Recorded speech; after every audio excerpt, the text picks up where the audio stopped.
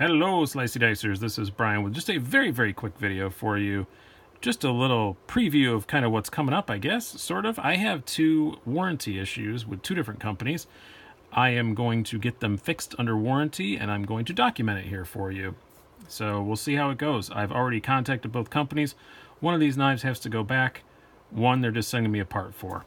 And hopefully that will fix it. They said they're 90% sure it'll fix it, but it may have to go back also, or they may have to send me an additional part. We'll see what happens. But anyway, the two knives are the CRKT Vox. I know I said HVAS in the interview. Or in the interview? You can't interview knives, they don't talk. In the review, I said HVAS. I still kind of like the pronunciation of that, but it is Vox, I guess. That's what CRKT said. And okay, I'll take their word for it. It's Vox. It sounds, that's what Jesper says it is. He designed it. And the other one is the Spyderco Manix 2 backlock. Both are pretty minor issues. It's nothing major. They're both still fully functional knives. But this one I wanted to get fixed because Jesper Voxnaes himself replied to the video today. Today's March 30th, 2018. He replied to my review of this I did a month or so ago. And he said, yeah, that's broke. Get that fixed. Because I brought it up in the review and I wasn't sure if it was broke or not. And he said, no, definitely broke, get it fixed. And when the man that designed the knife tells you to get it fixed, you get it fixed. And it was pretty cool that he responded to it. I was a bit starstruck. The Manix 2 backlock is an issue I've had with this for a couple months. It's not a big deal. I was never going to fix it, except for that I've decided to sell the knife. So I want to get it fixed before I sell it. And it'll come back from Spyderco all perfect and shiny. Fingers crossed, I'm sure it will. I've never had to deal with Spyderco's warranty department before, so we will see. But they allow you to take the knives apart now, and this is one that I actually haven't even taken apart, so I have no qualms with sending it back. I'm sure it's going to be fine. Let's start out with the CRKT, and I'll tell you what the problem is with it. It's easy to show on this because it is the field strip technology. You can take it apart with no tools in just a few seconds, and that is wherein the problem lies. The field strip works fine. It comes right apart. Not a problem. Oh, I really torqued that sucker down the last time I took it apart. You just flick the switch, turn the screw. You can see it in the review. Yeah, here's the problem. That particular bushing right there, that little Teflon bushing, is not supposed to be residing where it currently is residing. It is supposed to be stuck into this scale. That is the purpose of it, so that the knife comes apart in just 3 pieces. As you can see, it sticks on this side, because now, if you try to clean this in the field, very easy to lose this bushing because it's just floating around in there. It does not affect the function of the knife whatsoever. It still has no blade play. It still centers perfectly well.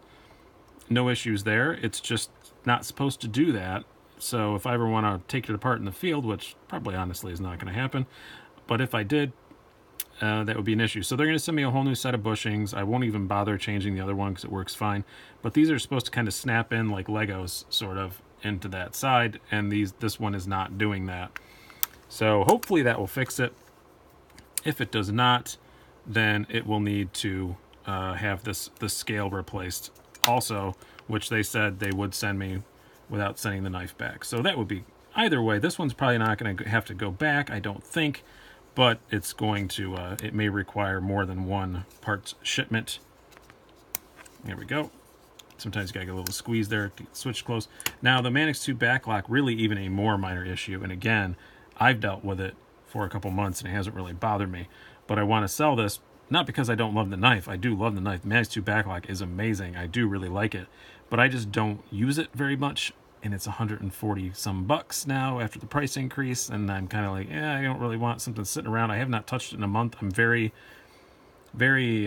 litigious and very anal about keeping track of what I carry for my monthly carry videos, and I have not carried this for a month, so it probably just needs to go. And the problem I'm having with it that I want to get fixed before I sell it, because I don't want to sell anybody something that's not perfect. This particular screw on the pocket clip, as you can see, it came configured tip up. I immediately swapped it to tip down. I've also used a couple aftermarket clips on it, and I don't know if I just turned these things way too many times, but it is a G10 scale, as you can see, no liners or anything. So these little receptacles, studs, whatever you want to call them, are just glued into the scale, and one of them is broken loose. So as you can see, I hope you can see it on the camera. I was picking it up. I can spin this. Screw doesn't come out. The little stud just turns. Receptacle, whatever you want to call it, just keeps turning. Because it's not a stud.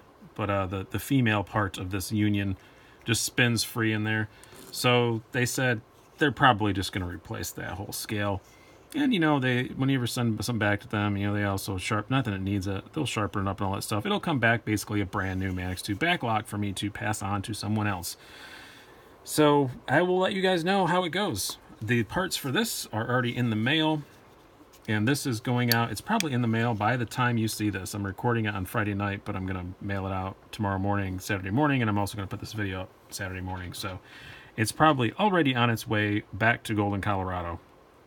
So we will see how it goes, and then the estimated turnaround time for this was going to be about a week, and the parts are already in the mail. I'm going to wait till I get them both done, then do another video. But hope you guys are going to find this informative, just to know how CRKT and Spyderco's warranty departments work. And anytime I got to send something in for warranty, I'm going to do this. And I never tell anybody I'm on YouTube.